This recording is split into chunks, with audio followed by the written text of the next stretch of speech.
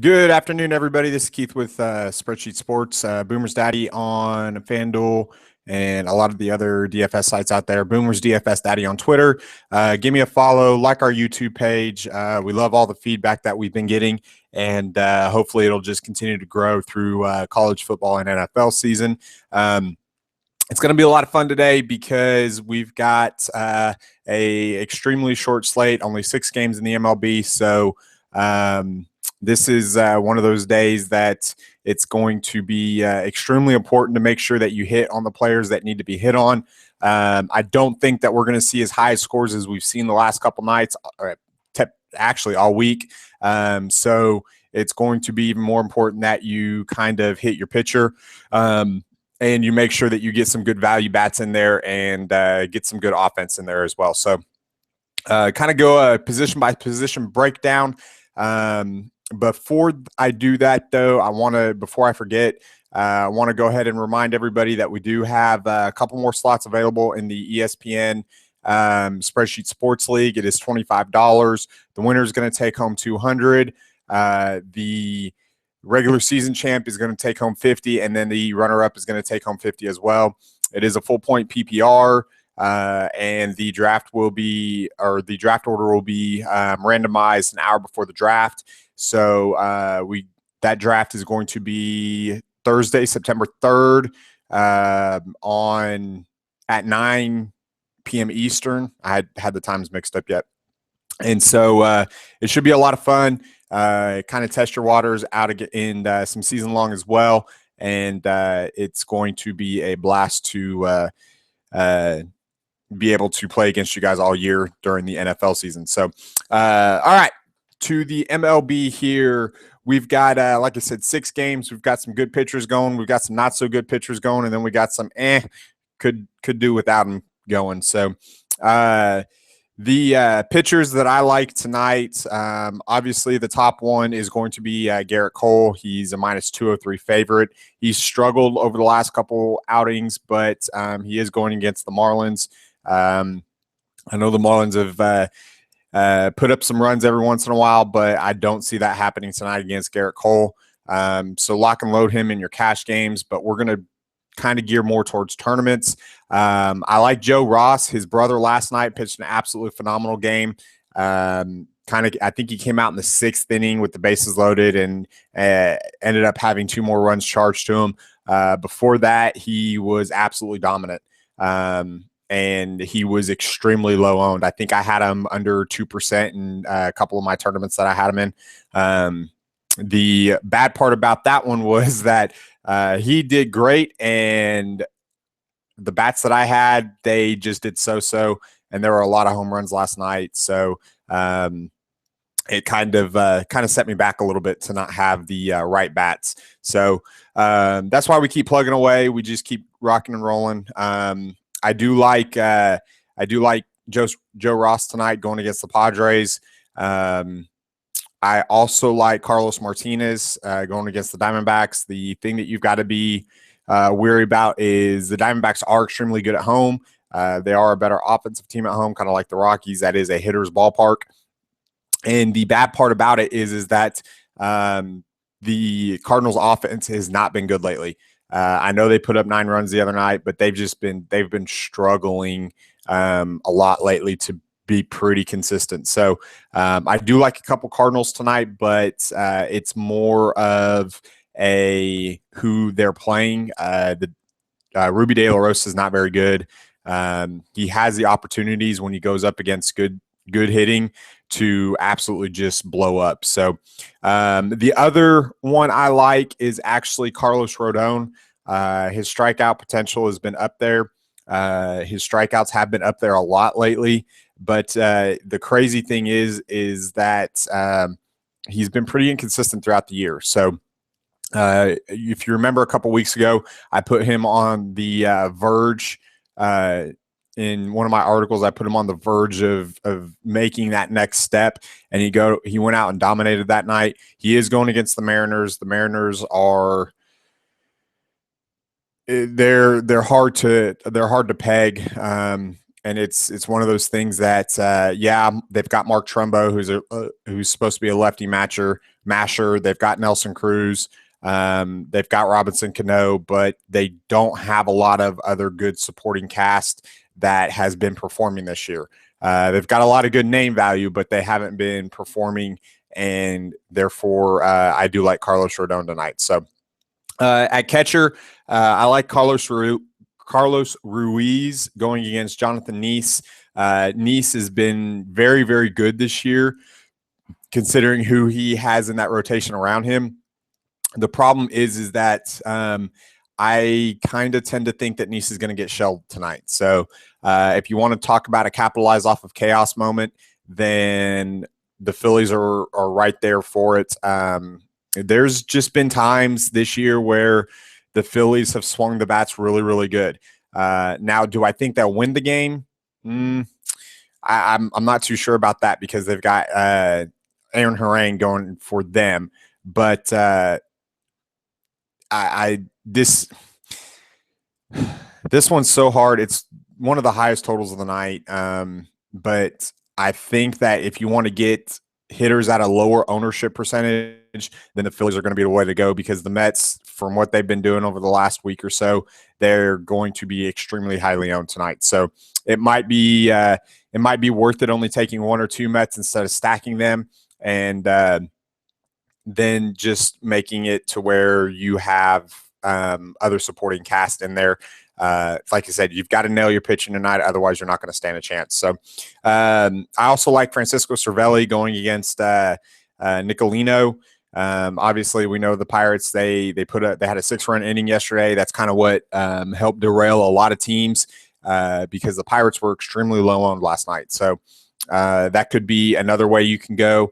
And then Giovanni Soto for the Chicago White Sox, I think, is going to be really, really, really sneaky tonight going against Ronis Elias. He is somebody that over the course of his career has actually hit very consistently. The problem with Soto is that he hasn't been getting consistent playing time this year. They've been playing Tyler Flowers a lot, and Flowers has actually performed pretty nicely. So with Soto getting the start tonight, I think he might be a good way to go as a complement in your White Sox stacks tonight. So first base, I've got three. Two of them are bigger names. One of them is okay, yeah, whatever. I like Jordan Zimmerman. He's not my top first baseman of the night, but he is in a good position going against Andrew Cashner. I think that Nationals offense is going to absolutely just dominate Cashner tonight. They've got to figure it out and get it going. The Mets are going to start running away with this thing here very, very quickly, and we're coming up to the last month of the year, and this is where the playoff race starts to get going, and a lot of teams start scoreboard watching. So I think Ryan Zimmerman and the Nationals are going to be in a good spot. The next one, obviously, is one that I think is pretty much chalk. It's going to be Jose Abreu. Abreu is somebody that over the course of his 2 years has absolutely just crushed right-handed pitching, and I think he's going to do it again tonight. So, and then kind of one of your sneaky lower-owned first baseman tonight that I don't think a lot of people are going to be on, is going to be Paul Goldschmidt. Goldie is absolutely he was struggling there for a little while, and he started to snap out of it. He had that huge game a couple nights ago, this past weekend, actually Saturday, and that actually is what won Ray of Hope the FanDuel Live Final and another $1 million. Ray of Hope was actually, if you don't know, Ray of Hope actually won a DraftKings Millionaire Maker last year. And he's a very, very, very cool guy. If you haven't seen it yet, if you have DirecTV, go to On Demand and go to Living the Fantasy. One of the guys from Ray of Hope, it's actually a team. His name is Corey Alberson. He's actually one of the featured ones in that documentary. And that documentary is absolutely phenomenal. There's another one that's supposed to be coming out a little bit later in November, and that one is good as well. So I will actually put a link up on Google Plus to that if you want to, they're trying to get some funding to finalize it on Kickstarter. So I'll put a link on that if you want to donate to that. I obviously have, and it's going to be an absolute blast. So second base is pretty chalky tonight. So I don't think you should. I don't think you should go really too far down the line. I think there might be some good value plays on some of these later lineups that open up.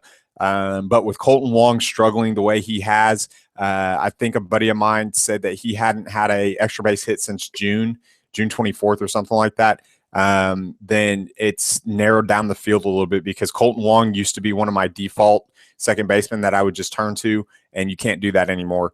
Daniel Murphy is obviously the chalk play tonight. The Mets are going to be extremely high owned. So in cash games, then obviously that's a way to go. Robinson Cano is going to be another one that's extremely high owned. But going against Rendon tonight, I don't think that he is going to, maybe in a GPP, but I definitely wouldn't throw him out there in cash games. I just don't like going against Rodon in cash games just because he could come out and be an absolute just monster, or he could come out and be a gas can. So that's one of those pitchers that I like to target in GPPs, but not in cash games. Anthony Rendon is he's batting second for the Nationals tonight, and I've already talked about some of the Nationals. But if you don't know already, I really like the Nationals tonight. They're one of the higher projected team totals of the day, and I think they are going to absolutely just crush Andrew Cashner. So for shortstop, I like Ketel Marte. Batting leadoff for the Mariners. Like I said, it's GPP only. I don't like picking on Rodon for cash games just because we never know what he's going to get. Then as Drupal Cabrera, obviously he is somebody that I think the Rays are going to be one of those sneaky stacks tonight. Sneaky stacks, not snacks. I've got food on the brain. Sneaky stacks tonight. I like it's against the lefty, so Brandon Guyer, Daniel Nava, even Longoria, Forsythe, Asdrubal Cabrera, Joey Butler. The only lefty in that lineup is Kevin Kiermaier tonight, but Tim Beckham is going to go extremely low owned, and so are the rest of the Rays. So if you're throwing out a GPP lineup, then make sure that you don't just skip over the Rays, because they could end up being the catalyst that ends up vaulting you up that leaderboard extremely quickly. So for third base, I've just got three. Obviously, Evan Longoria, I just talked about him and how much the Rays actually hit left-handed pitching. Obviously, Miguel Sanu and Trevor Plouffe, they're always in play. But going against Drew Smyly in Tampa, then I mean, they're going to be high owned. So the other two are Andres Blanco for the Phillies. I like the Phillies tonight. And then Matt Carpenter, who's pretty much consistent and has the ability to put the ball out of the yard at any moment. So for the outfield, obviously, we know the Mets, Granderson, Cespedes, they're going to be extremely high owned. Miguel Conforto as well will probably be not as highly owned because he's batting towards the lower end of that lineup, but still will be a little high up there. Bryce Harper, Jason Worth, both of them. Like I said, I've liked the Nationals tonight. If you go with Nationals and Rays to get away from Mets and White Sox, then I can't fault you on that at all. So Starling Marte and Andrew McCutchen, if you've noticed, these outfielders, they come in pairs. That's because most of them, they hit back-to-back or hit like first and third or second and fourth and stuff like that. And I love that correlation in the outfield because not a lot of people will throw that out there. So if I've got three outfielders that are going like 2, 4, and 6, and they're all in good matchups and they've been swinging the bat well, then I don't mind at all stacking my outfield because not a lot of people actually do that. So Nelly Cruz, obviously going against the lefty. I don't care if it's in Chicago. I don't care if it's in Seattle. I don't care if it's in Yellowstone. Nelly Cruz against the lefty is one of my default plays. It's just one of those things that I kind of turned for, because more times than not, it's going to pay off for you. So Mark Trumbo is going to be with Nelly Cruz there. Like I said, he's a lefty masher. He absolutely just kills left-handed batting. At least his history shows that. He's been struggling since he's been in Seattle. He's started to turn around just a little bit, but if they're going, they invested in him, so they're going to need to get him going. So Jason Hayward. Jason Hayward is one of those that at the beginning of the year, he was horrible, absolutely horrible. It's a contract year, coming over to a new team. It's one of those things that you never know what kind of pressure a guy is putting on himself. And then ever since, I would say probably about mid-June or so, maybe the 1st of June, he's been one of the best outfielders in baseball. So kind of like Carlos Gonzalez, he had a really, really slow start, and they both have been just absolutely crazy over the last 2 months or so. And then the last one is going to be David Peralta. Obviously, Peralta is going against Carlos Martinez. So if you're going to do anything with Peralta, then make sure you do it in a Paul Goldschmidt lineup. That way you've got the two of them, if they're both in that lineup. That way you've got the two of them going back to back. And if one of them hurts, one of them hits a double, then you've got a home run, then you have that correlation. I think if anybody does get to Carlos Martinez, it'll probably be one of those top 5 in that lineup. But I don't foresee them scoring 8-9 runs off of them. So, guys, that's it for today. Only 6 games on the schedule. So it's real quick and real easy. We'll be back tomorrow with a full tournament Friday. As we know, Fridays are crazy, and this is probably going to be the last Friday that we're going to do MLB.